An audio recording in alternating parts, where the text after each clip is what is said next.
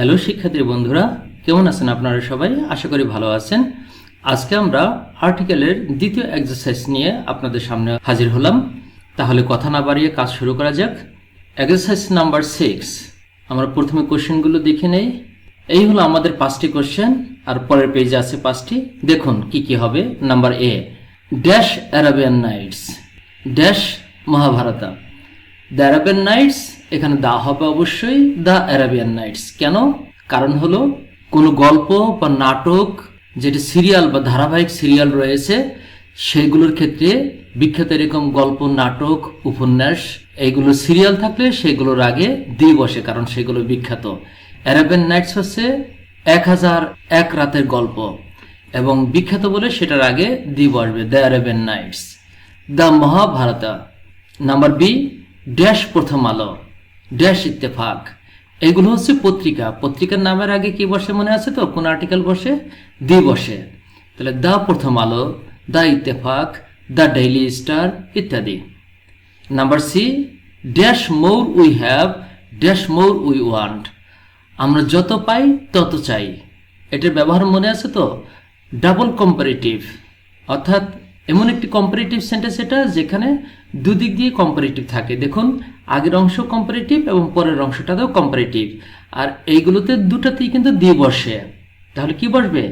The more we have, আমরা যত পাই, the more we want, আমরা তত চাই। Number D, dash Padma, dash Thames.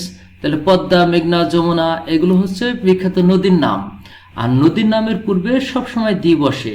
তাহলে the Padma, the Thames. Thames হচ্ছে ইংল্যান্ডের একটি নদীর নাম, তাহলে the Thames. Number E, dash Arabian Sea, dash Mediterranean C.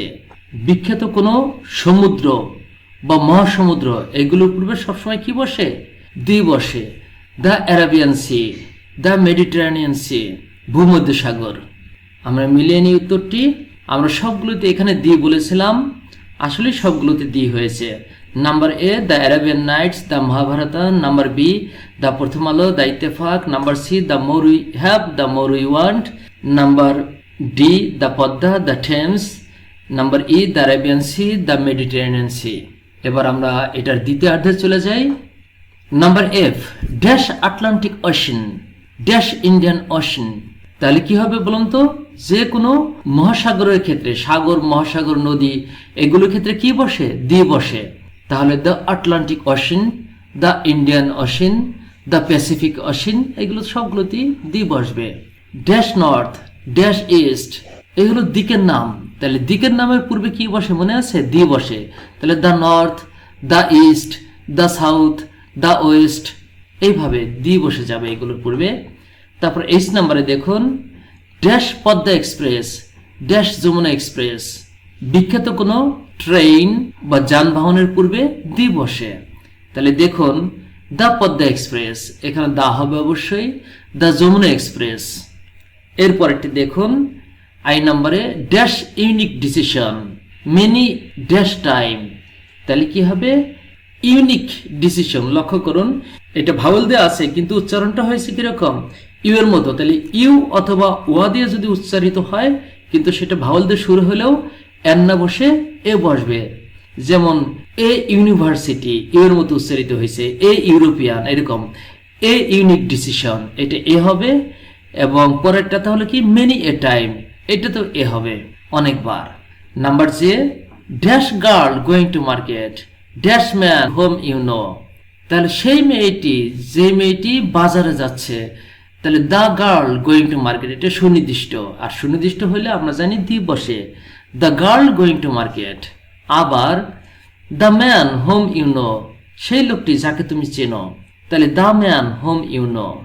আমরা সবগুলোতেই দি দি করে বসিয়েছি, শুধু আই নাম্বারে দুটাতেই এ বসেছে। দেখে আমরা মিলিয়ে নেই। হ্যাঁ, এফ নাম্বারে the Atlantic ocean, the Indian ocean ঠিকই আছে। জি নাম্বারে ছিল the north, the east. H নাম্বারে ছিল the Padma express, the Jamuna express. I নাম্বারে ছিল a unique decision, many a time. আর যে নাম্বারে ছিল the girl going to market, the man home you know. শুধু আই নাম্বারে এ ছিল, দুটাতে এ, আর বাদ বাকি সবগুলোতেই দি হয়েছে। আমরা সামনেরটিতে চলে যাই। নাম্বার 7 এর প্রথম অর্ধ এ থেকে ই পর্যন্ত কি কি আছে আমরা উত্তরটি বসিয়ে যাই। It was dash one act play, a an the কোনটা হবে? It was a one act play. কেন এন হয় না কেন? ওয়ান তো ভাওয়াল দিয়ে শুরু হয়েছে, ভাওয়াল থাকলে তো এন হওয়ার কথা, কিন্তু হবে না। কারণ কি? ভাওয়াল দিয়ে শুরু হলেও একটু আগে বললাম ওয়া উচ্চারণ হলে অথবা ইউ উচ্চারিত হলে পরে সেক্ষেত্রে এন না বসে এ বসে। তাহলে it was a one act play, one act অন না কিন্তু ওয়া, ওয়ান উচ্চারণ করতে প্রথমে শুরুতে ওয়া উচ্চারিত হয়েছে বিধায় এটা এন না বসে এ বসবে। তাহলে it was a one act play. What a pity, B নাম্বারে হবে কি হোয়াট আ পিটি। পিটি হলো কনসোনেন্ট দিয়ে শুরু হয়েছে, সুতরাং এখানে এ এন এর মধ্যে আমাদের এ বসবে। কেন এটা দি বসলো না কেন? এ এন কেন বসবে? কারণ এখানে হোয়াট দিয়ে এক্সক্লেমেটরি সেন্টেন্স আছে। আমরা জানি হোয়াট অথবা সাজ দিয়ে যদি এক্সক্লেমেটরি সেন্টেন্স শুরু হয় তাহলে সেই ক্ষেত্রে সাধারণত ওই নাউনের পূর্বে এ বা এন আসে, তবে নাউনের পূর্বে মাঝে মাঝে অ্যাডজেক্টিভ থাকতে পারে। তাহলে হোয়াট আ পিটি, এখানে পিটির আগে আমাদের এ বা এন হওয়ার কথা, তবে নিয়ম অনুসারে যেহেতু কনসোনেন্ট পি সুতরাং এর পূর্বে এ বসেছে। হোয়াট এ পিটি, কি দুঃখ। Number C, they staged dash historical play. লক্ষ্য করুন হিস্ট্রিক্যাল এটার স্পেলিং এর শুরুতে এইচ আছে অর্থাৎ কনসোনেন্ট আছে, সুতরাং এর পূর্বে এ বসবে। তারা একটা ঐতিহাসিক নাটক মঞ্চায়ন করেছিল। তাহলে দে স্টেজড তারা মঞ্চায়ন করেছিল। কি মঞ্চায়ন করেছিল? একটি ঐতিহাসিক নাটক। আ হিস্ট্রিক্যাল প্লে, এটি কিন্তু অনির্দিষ্ট, এখানে দি হবে না, তাহলে এ এন এর মধ্যে কোনটা হবে? এ হবে। Number D, he was dash honest man home you looked for. সে হচ্ছে সেই সৎ মানুষ যাকে তুমি খুঁজছিলে।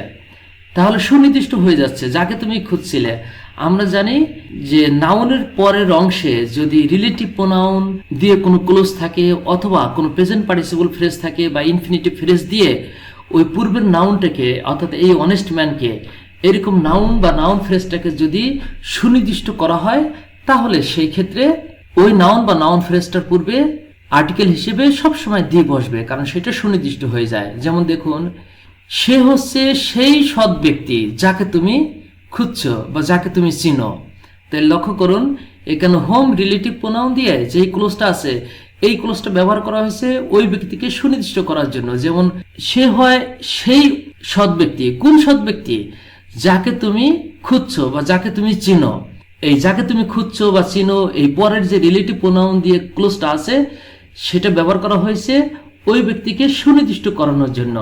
সুতরাং সুনির্দিষ্ট হলেই তো সেটার পূর্বে কি বসে? দি বসে। সুতরাং এখানে কিন্তু অনেস্টের পূর্বে অ্যান বসবে না, অনেকে ভুল করে কিন্তু এখানে অ্যান দিয়ে দেবে, হবে না। He was an honest man home you looked for হবে না। কেন? কারণ হোম এই অংশটা যদি না থাকতো অর্থাৎ এখানে ফুল স্টপ হয়ে যেত তাহলে কিন্তু এখানে অ্যান বসতে পারতো, কিন্তু এখানে হোম ইউ লুকড ফর এই ক্লোজটি ব্যবহার করার ফলে আগের যে নাউনটা আছে এই অনেস্ট ম্যান সুনির্দিষ্ট হয়ে গেছে। সুতরাং সেই অনেস্ট ম্যানের পূর্বে দি বসবে। সুনির্দিষ্ট হলে আমরা জানি দি বসে। সুতরাং হবে কি উত্তরটি? He was the honest man home you looked for. সে হচ্ছে সেই সৎ ব্যক্তি যাকে তুমি খুঁজছিলে। আমরা পরেরটিতে চলে যাই। He went dash fishing. He went a fishing অর্থাৎ হি ওয়েন্ট অন ফিশিং এরকম হওয়ার কথা ছিল। এখানে অন ওয়েন অন এই অনের পরিবর্তে এ বসে। আবার ইএসিএস ইস অথবা পার অথবা অন এগুলোর পরিবর্তে কিন্তু শর্টকাট এ বা এন বসে। হি ওয়েন্ট অন ফিশিং এরকম না হয় কি হয়েছে? অনের সংক্ষিপ্ত রূপ হচ্ছে এ, তাইলে হবে হি ওয়েন্ট এ ফিশিং। সে মাছ ধরতে চলে গিয়েছিল অথবা সে মাছ ধরতে গিয়েছিল। আমরা উত্তরটি মিলিয়ে নেই। Number A, it was a one act play, ঠিকই আছে। Number B, what a pity, ঠিকই আছে। Number C, they staged a historical play, ঠিকই আছে। Number D, he was the honest man home you looked for, এখানে the ঠিকই আছে কারণ সুনির্দিষ্ট হয়ে গেছে। Number E, he went a fishing, উত্তর ঠিকই আছে। 7 নম্বরের দ্বিতীয় অর্থে আমরা চলে যাই। এফ নাম্বার থেকে যে পর্যন্ত। Sabina is dash most beautiful girl. লক্ষ্য করুন beautiful, more beautiful, most beautiful. যেমন ওয়াইজ, ওয়াইজার, ওয়াইজেস্ট, অর্থাৎ পজিটিভ, কম্পারেটিভ এবং সুপারলেটিভ ডিগ্রি। তাহলে এটা তো superlative degree, beautiful, more beautiful আর মোস্ট বিউটিফুল হচ্ছে সুপারলেটিভ ডিগ্রিতে আছে। সুপারলেটিভ ডিগ্রির পূর্বে আমরা জানি সবসময় কি বসে, দি বসে। তাহলে Sabina is the most beautiful girl in the class বা ইন দ্য ভিলেজ, এরকম হতে পারে, সেটা নাও থাকতে পারে, সমস্যা নেই। তাহলে উত্তরটা কি হবে? এক নম্বরে Sabina is the most beautiful girl. Number G, what dash awful remark. আমরা একটু আগেই শিখেছিলাম আগেরটাতে যে হোয়াট অথবা সাজ দিয়ে যে এক্সক্লেমেটরি সেন্টেন্স থাকে সাধারণত সেই সেন্টেন্সগুলোতে এ বা অ্যান ব্যবহার করা লাগে। তাহলে এখানে লক্ষ্য করুন, এ দিবেন না অ্যান দিবেন। তাহলে what an awful remark, awful বানানটা কিন্তু লক্ষ্য করুন ভাওয়েল দিয়ে শুরু হয়েছে, আর ভাওয়েল দিয়ে শুরু হলে আমরা জানি সেটাতে অ্যান বসে এর পরিবর্তে। Number 8, the old man had dash cold. The old man had a cold, ওই বৃদ্ধ লোকটির ঠান্ডা লেগেছিল।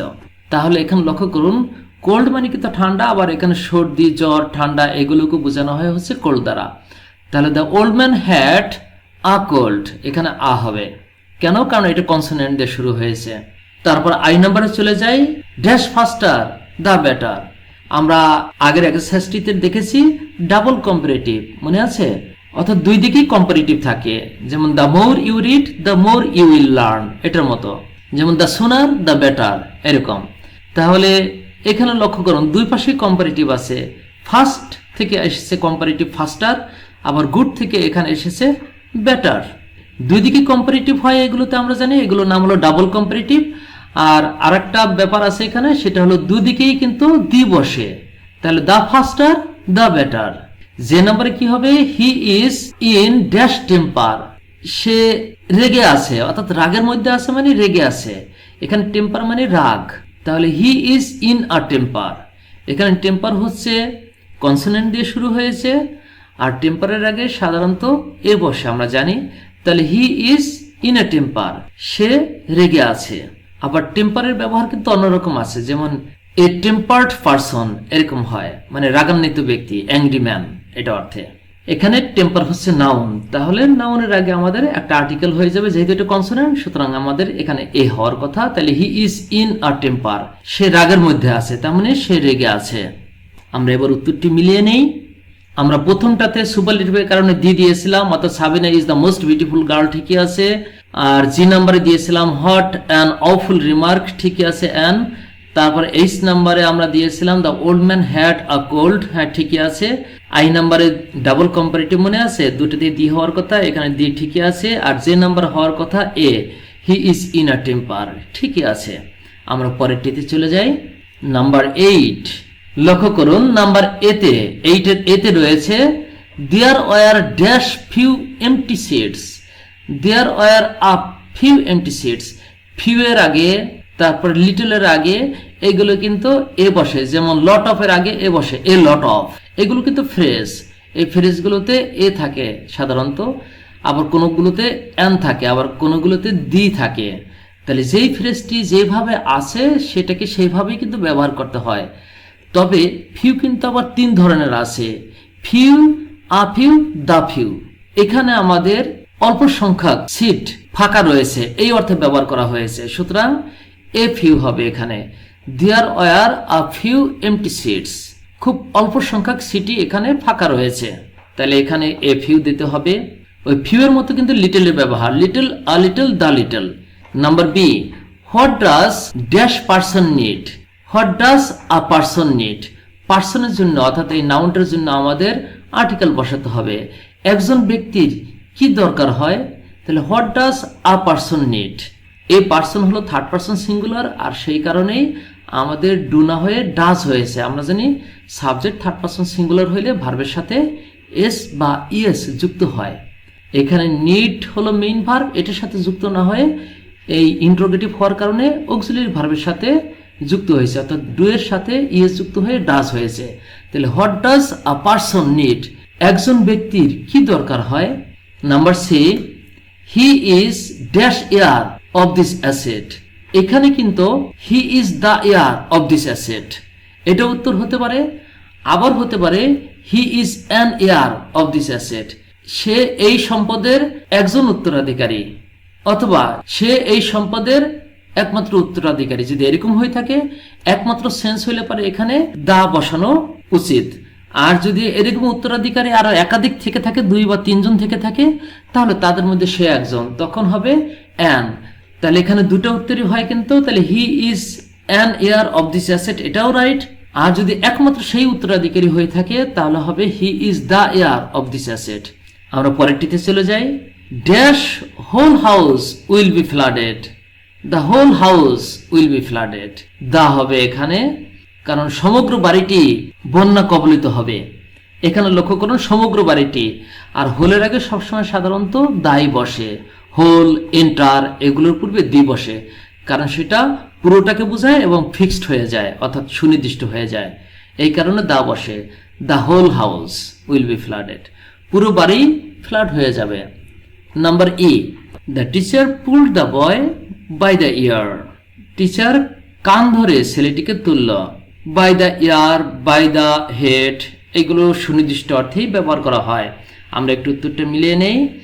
আমরা প্রথমটাতে বলেছিলাম there were a few empty seats, ঠিক আছে, এ বসিয়েছিলাম। বি নাম্বারে what does a person need, a বসিয়েছিলাম, ঠিক আছে। তারপর সি নাম্বারে he is the heir of this asset, হ্যাঁ এখানে আমরা দিয়ে দিয়েছি একমাত্র উত্তরাধিকারী বোঝাচ্ছে, তবে এখানে কিন্তু একাধিক উত্তরাধিকারী হলে তার মধ্যে সে একজন, এরকম বোঝালে অ্যানো, এটা রাইট হবে। তারপর ডি নাম্বারে the whole house will be flooded, হ্যাঁ দি উত্তর ঠিকই আছে। ই নাম্বারে the teacher pulled the boy by the ear, ঠিক আছে। আমরা পরের অর্ধে চলে যাই। এর থেকে যে পর্যন্ত লক্ষ্য করুন, after summer comes the rainy season. এই সিজনের ক্ষেত্রে দা ব্যবহার করলেও হয়, না করলেও হয়, তবে যেগুলোতে সিজন কথাটা থাকে সেগুলোতে দি ব্যবহার করতে হয়। যেমন দেখুন, আফটার সামার, সামার কিন্তু একটা সিজনের নাম, কিন্তু এর আগে আমরা দি দিতেও পারি, আবার দি নাও দিতে পারি। এখানে আমরা দেই নেই। আফটার দ্য সামার এটাও রাইট, আবার আফটার সামার এটাও রাইট, দুইভাবেই লেখা যায়। কিন্তু এখানে আমাদের দা দিতে আমরা বাধ্য হচ্ছি, কেন? কারণ সিজন কথাটি রয়েছে। সিজন কথাটি থাকলে আমাদের দা দেওয়াটাই উত্তম। তাহলে কি হবে? After summer comes the rainy season, এখানে দি হবে। জি নাম্বারে rain is dash great blessing for our country. আমাদের দেশের জন্য বৃষ্টি হচ্ছে একটা বিশাল আশীর্বাদ। বৃষ্টি হচ্ছে একটা বিশাল আশীর্বাদ, লক্ষ্য করুন, একটা আশীর্বাদ হিসেবে আসে। তাহলে এখানে একটা সেন্সে ব্যবহার করা হয়েছে, লক্ষ্য করুন। তাহলে rain is a great blessing, এখানে এ হবে a great blessing for our country.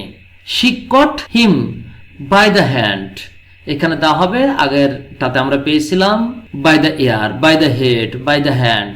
She caught him by the hand. পরেরটাতে দেখুন, she is dash untidy girl.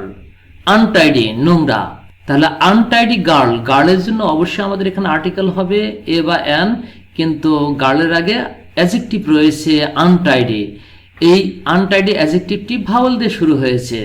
তাহলে she is an untidy girl, সে হচ্ছে একটি নোংরা মেয়ে। উই লিভ ইন বাংলাদেশ, এখানে দেখুন we live in dash Bangladesh আছে। বাংলাদেশ হচ্ছে কোনো দেশের নাম, তাহলে কোনো দেশের নামের পূর্বে কখনোই আর্টিকেল বসে না। তবে যুক্তরাষ্ট্র, যুক্তরাজ্য, অর্থাৎ the UK, the UAE, the USA, এইগুলো ব্যতিক্রম কয়েকটি দেশ আছে যেগুলো অনেকগুলো দেশের সমষ্টি মিলে একটি দেশ, সেইগুলোতে শুধু দি বসে। তাছাড়া এই প্রপার নাউনগুলোতে, অর্থাৎ বাংলাদেশ, ইন্ডিয়া, নেপাল, অস্ট্রেলিয়া, এইগুলোর ক্ষেত্রে কখনোই কোনো আর্টিকেল বসবে না। তাহলে এখানে কি হবে? We live in Bangladesh, cross হবে, অর্থাৎ কোনো আর্টিকেল হবে না। আমরা মিলিয়ে নেই। After summer comes the rainy season, ঠিকই আছে। জি নাম্বারে কি বলেছিলাম? Rain is a great blessing for our country, a বলেছিলাম, ঠিকই আছে। She caught him by the hand, ঠিকই আছে। She is an untidy girl, ঠিকই আছে। We live in Bangladesh, cross হবে, অর্থাৎ কোনো আর্টিকেল বসায়নি, ঠিকই আছে। আমরা পরেরটিতে চলে যাই। Exercise number 9, number A, dash sun shines in the sky. সূর্য আকাশে কিরণ দিচ্ছে। আমরা তো একটা রুলে শিখেছিলাম এই বিশ্ব ব্রহ্মাণ্ডে একটাই রয়েছে, সেটা সুনির্দিষ্ট বলেই তার পূর্বে দি বসে, শুধু আল্লাহ ব্যতিক্রম। আল্লাহর ক্ষেত্রে বা গডের ক্ষেত্রে দি বসে না। তাহলে এখানে লক্ষ্য করুন, the sun shines in the sky, the moon shines at night, এরকম হতে পারে। তাহলে দ্য সান, এখানে অবশ্যই সানের আগে দা বসবে। সান, মুন এগুলো পূর্বে অবশ্যই দা বসবে। Number B, dash rose is the queen of flower. গোলাপ হচ্ছে ফুলের রানী, আর যতগুলো ফুল রয়েছে তার মধ্যে গোলাপ প্রজাতিকে সুনির্দিষ্ট করে এখানে বোঝানো হয়েছে, সুতরাং এখানে তো অবশ্যই দি বসবে। The rose is the queen of flower. অনেক সময় দি ব্যবহার করে ওই প্রজাতির বা ওই জাতির সকলকে বোঝানো সম্ভব হয়, এবং সেই সকলকে বোঝানোর জন্যই আমরা দি ব্যবহার করে থাকি। যেমন লক্ষ্য করুন, the cow is a domestic animal. Cow কিন্তু একটি কমন নাউন, যেটার পূর্বে আমরা এখানে দি ব্যবহার করেছি ওই পুরো কাউয়ের জাতিটাকে বোঝানোর জন্য। ঠিক এখানে তাই রোজের আগে আমরা দি ব্যবহার করব। The rose is the queen of flower. গোলাপ ফুল হচ্ছে ফুলের রানী, তাহলে এখানে দি ব্যবহার করে আমরা গোলাপ ফুলের ওই জাতিকে বোঝাচ্ছি। Eid ul Fitr is dash greatest religious festival of the Muslims. Eid ul Fitr হচ্ছে মুসলমানদের কাছে সবচেয়ে বড় ধর্মীয় উৎসব। তাহলে এখানে বলুন তো দেখি, গ্রেটেস্ট কথাটা কোথা থেকে এসেছে? গ্রেট, গ্রেটার, গ্রেটেস্ট, অর্থাৎ পজিটিভ, কম্পারেটিভ এবং সুপারলেটিভ ডিগ্রি। তাহলে গ্রেটেস্ট হচ্ছে সুপারলেটিভ ডিগ্রি, আর আমরা জানি সুপারলেটিভ ডিগ্রিতে সবসময় দি ব্যবহার করতে হয়, অর্থাৎ সুপারলেটিভ ডিগ্রির অ্যাডজেক্টিভের পূর্বে সবসময় দি বসে, সুতরাং এখানে অবশ্যই দি বসবে। Eid ul Fitr is the greatest religious festival of the Muslims. Number D, newspaper is dash wonder of modern science. Modern সায়েন্সের একটা ওয়ান্ডার হচ্ছে নিউজপেপার। মডার্ন সায়েন্সের অনেক ওয়ান্ডার রয়েছে, যেমন কম্পিউটার হচ্ছে একটা ওয়ান্ডার, ক্যালকুলেটর একটা ওয়ান্ডার, মোবাইল ফোন হচ্ছে মডার্ন সায়েন্সের একটা ওয়ান্ডার, মানে একটা আশ্চর্যজনক আবিষ্কার। নিউজপেপার এরকম একটি। তাহলে নিউজপেপার একমাত্র না, একমাত্র হলে দা হতো। এখানে অনেকগুলো ওয়ান্ডার্স আছে মডার্ন সায়েন্সের, তার মধ্যে নিউজপেপার একটি, তাহলে আমরা এখানে এ এন ব্যবহার করব, আর ওয়ান্ডারের আগে অবশ্যই আমরা এ ব্যবহার করব, কারণ সেটা কনসোনেন্ট দিয়ে শুরু হয়েছে। তারপর দেখুন ই নাম্বারে, dash earth moves round the San.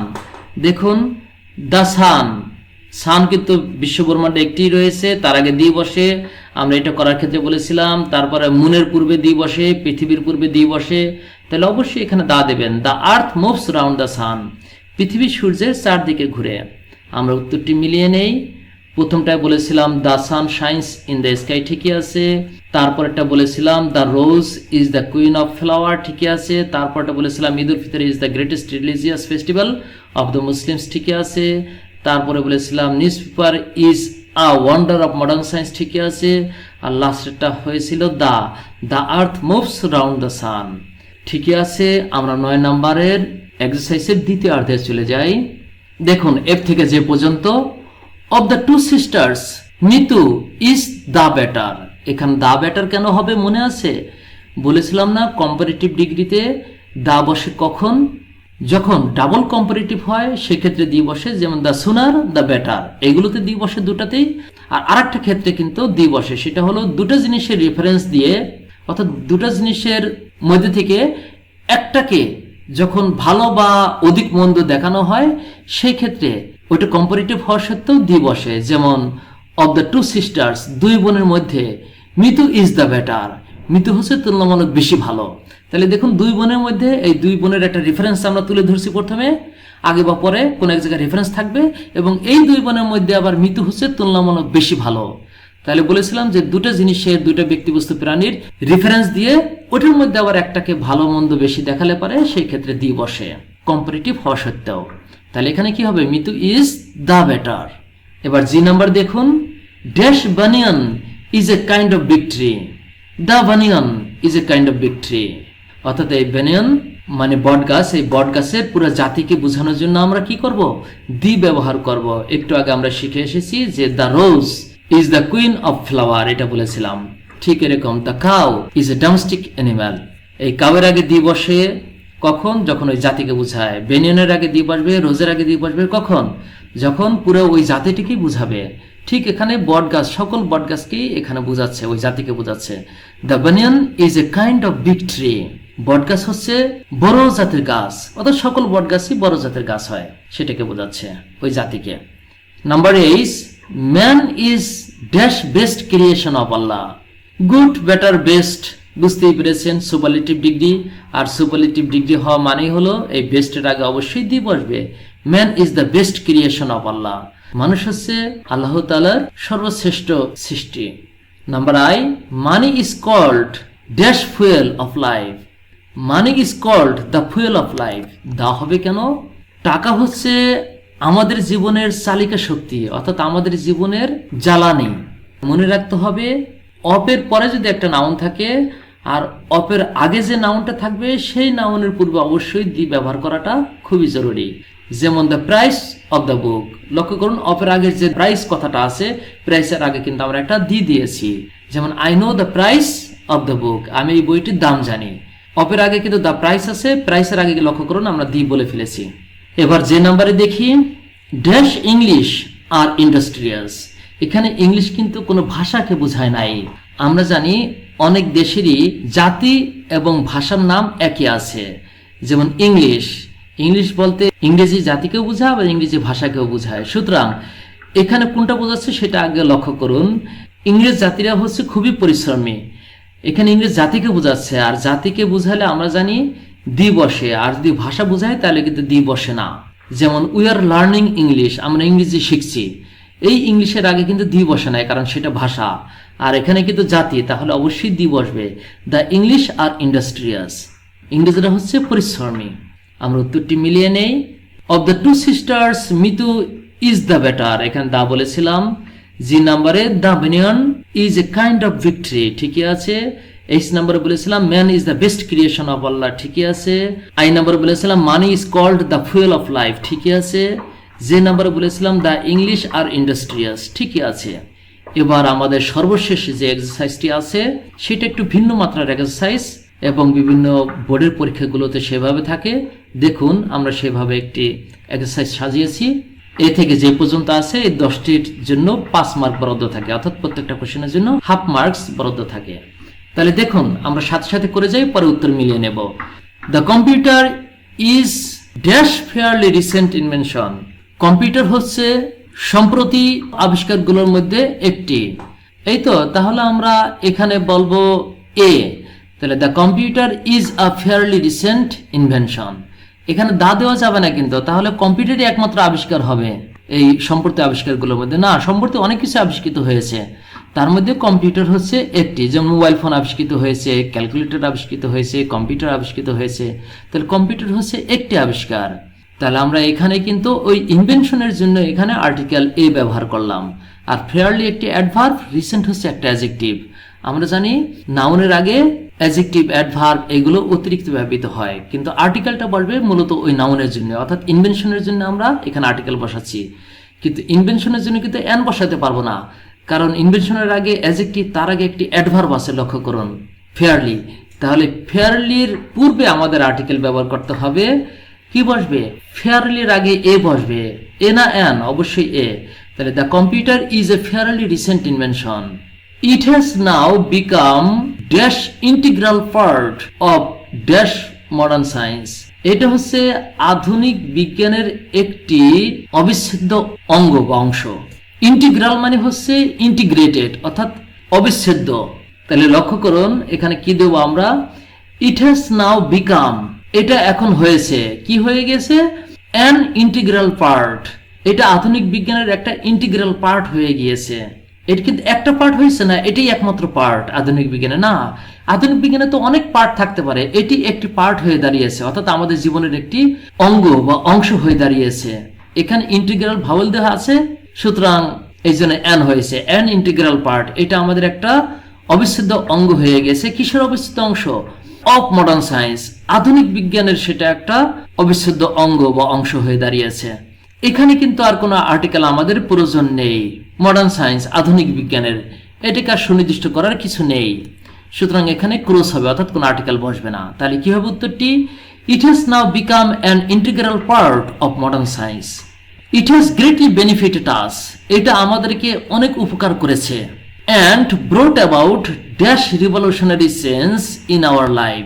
Brought about হলো ব্রিং অ্যাবাউট থেকে এসেছে, এটা একটি ফ্রেজ। ব্রিং অ্যাবাউট মানে ঘটানো, এবং ঘটিয়েছে, কি ঘটিয়েছে? A revolutionary change in our life, আমাদের জীবনে একটি বৈপ্লবিক পরিবর্তন ঘটিয়েছে। তাহলে আর রিভলিউশনারি চেঞ্জ, এখানে আ হবে অবশ্যই, এই চেঞ্জের জন্য আমরা এ বসাবো। তবে তার আগে রিভলিউশনারি অ্যাডজেক্টিভ আছে, রিভলিউশনারি বানান করতে কনসোনেন্ট দিয়ে শুরু হয়েছে, সুতরাং এ হবে, এন নয়।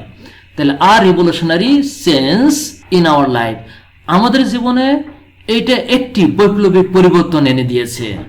কিন্তু এখানে লক্ষ্য করুন, যদি রিভলিউশনারি কথাটা না থাকতো আর এখানে যদি চেঞ্জেস থাকতো প্লুরাল, তাহলে কিন্তু কোনো আর্টিকেল বসতো না, তখন হতো brought about changes in our life, তখন কোনো আর্টিকেল প্রয়োজন হতো না। পরেরটা দেখুন, any device that helps dash people perform dash mathematical calculations may be called dash computer. যে কোনো একটি ডিভাইস যেটা মানুষকে হেল্প করে পারফর্ম করতে, অর্থাৎ কোনো কাজ সম্পাদন করতে মানুষকে সাহায্য করে, এমন একটি ডিভাইস ম্যাথমেটিক্যাল ক্যালকুলেশনস, অর্থাৎ বিভিন্ন ম্যাথমেটিক্যাল ক্যালকুলেশনের কাজ করতে বা সম্পাদন করতে সাহায্য করে যেই ডিভাইসটা, সেটাকে কি বলা হয়? May be called dash computer, সেটাকে একটা কম্পিউটার বলা যেতে পারে। তাহলে লক্ষ্য করুন, এখানে পুরো সেন্টেন্সটির অর্থ এনি ডিভাইস, যে কোনো একটি ডিভাইস দ্যাট হেল্পস পিপুল, এই পিপুল কিন্তু সকল পিপুলকে সাহায্য করে, সুনির্দিষ্ট বলে কিছু নেই, সারা পৃথিবীর মানুষকে স্বাভাবিকভাবে বোঝাচ্ছে। এখানে পার্টিকুলার কোনো সুনির্দিষ্ট ব্যক্তিদেরকে বোঝায় নাই, সুতরাং এখানে কোনো আর্টিকেলই বসবে না। তাহলে any device that helps people, এখানে তাহলে ক্রস সাইন হবে, কোনো আর্টিকেল দরকার নেই। যে কোনো একটা ডিভাইস যেটা মানুষকে সাহায্য করে কি করার জন্য? পারফর্ম ম্যাথমেটিক্যাল ক্যালকুলেশনস, এখানেও কিন্তু ম্যাথমেটিক্যাল ক্যালকুলেশনস এটা ঠিক পিপুলের মতো। তাহলে ম্যাথমেটিক্যাল ক্যালকুলেশনস, এটার আগেও কোনো আর্টিকেল বসবে না। May be called a computer, সেটাকে একটা কম্পিউটার বলা যেতে পারে। তাহলে দেখুন অর্থটা কি দাঁড়াচ্ছে, any device that helps people perform mathematical calculations may be called a computer. যে কোনো একটি ডিভাইস যেটা মানুষকে ম্যাথমেটিক্যাল ক্যালকুলেশন করতে সাহায্য করে, সেটাকেই একটা কম্পিউটার বলা যেতে পারে। ইন দিস সেন্স, এই হিসেবে the abacus is also a simple computer.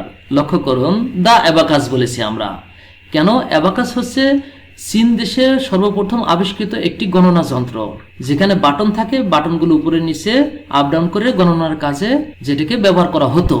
এখন এই অ্যাবাকাস হচ্ছে সুনির্দিষ্ট একটা ক্যালকুলেটিং ডিভাইস, এই জন্য এটার আগে এখানে দি বসেছে। ইন দিস সেন্স, এই সেন্সে অর্থাৎ এই হিসেবে, the abacus is also a simple computer which can be denied in no way. এখানে কোনো আর্টিকেল হবে না, কারণ ইন নো ওয়ে মানে কোনোভাবেই না, এটা একটা ফ্রেজ। আমরা জানি ফ্রেজগুলো যেভাবে থাকে, কোনো আর্টিকেল থাকলে ওই সুনির্দিষ্ট আর্টিকেলই ব্যবহার করতে হবে, আর না থাকলে ব্যবহার করা যাবে না। তাহলে ইন নো ওয়ে, কোনোভাবেই না, এটা একটা ফ্রেজ, সুতরাং এখানে কোনো আর্টিকেলের প্রয়োজন নেই। লাস্টেরটুকু কি হলো দেখুন, হুইচ ক্যান বি ডিনাইড, যেটাকে অস্বীকার করা যেতে পারে, ইন নো ওয়ে, কোনোভাবেই না, অর্থাৎ কোনোভাবে সেটাকে অস্বীকার করা যাবে না। তাহলে পুরো সেন্টেন্সটির অর্থ কি দাঁড়াচ্ছে, in this sense the abacus is also a simple computer which can be denied in no way. এই হিসেবে অ্যাবাকাসকেও একটি সিম্পল কম্পিউটার বলা হয়, যেটাকে কোনোভাবেই অস্বীকার করা যায় না। এবার আমরা উত্তরটি মিলিয়ে নেই। লক্ষ্য করুন, আমরা বলেছিলাম এ নাম্বারে আ ফেয়ারলি ডিসেন্ট ইনভেনশন, ঠিকই আছে। বি নাম্বারে বলেছিলাম অ্যান ইন্টিগ্রাল পার্ট, অ্যান বলেছিলাম, ঠিকই আছে। আর সি নাম্বারে কোনো আর্টিকেল দেয়নি, অর্থাৎ integral part of modern science এরকম বলেছিলাম, অর্থাৎ ক্রস দিয়েছে, অর্থাৎ আর্টিকেল এখানে হবে না। ডি নাম্বারে বলেছিলাম আ রিভলিউশনারি চেঞ্জ, এখানে ডি নাম্বার আ হয়েছে, ঠিকই আছে। তারপরে বলেছিলাম পিপুলের আগে কোনো আর্টিকেল হবে না, যে helps people perform mathematical calculations, E এবং এফ দুটাতেই ক্রস হবে, অর্থাৎ কোনো আর্টিকেল হবে না। আমরা ঠিক উত্তরটা তাই দেখেছি। তারপরে হলো কি, may be called a computer, G নাম্বারে দিয়েছিলাম আ। তারপরে in this sense the abacus, অ্যাবাকাসের আগে আমরা দা দিয়েছিলাম। আর আই নাম্বারে দিয়েছিলাম the abacus is also a simple computer, a দিয়েছিলাম। আর যে নাম্বার দিয়েছিলাম ক্রস, কেন? কারণ এখানে কোনো আর্টিকেল হবে না, কারণ সেটি একটি ফ্রেজ, ইন নো ওয়ে, এখানে কোনো আর্টিকেল হবে না। আমাদের উত্তরটি যথার্থ হয়েছে। ভালো রেজাল্ট এবং সাফল্য কামনা করে এখানে বিদায় নিচ্ছি। আপনারা অবশ্যই এই ভিডিওটি ভালো লাগলে আপনার বন্ধুদের সাথে এবং অন্যদের সাথে শেয়ার করবেন, লাইক দিবেন, কমেন্ট করবেন। আপনাদের কি দরকার তা অবশ্যই কমেন্ট বক্সে জানাবেন এবং এই চ্যানেলটি যদি সাবস্ক্রাইব না করে থাকেন তাহলে অবশ্যই সাবস্ক্রাইব করে পাশে যে বেল আইকনটি আছে তাতে ক্লিক করে রাখবেন যাতে পরবর্তী ভিডিওগুলোর আপডেট পেতে পারেন। ধন্যবাদ সবাইকে।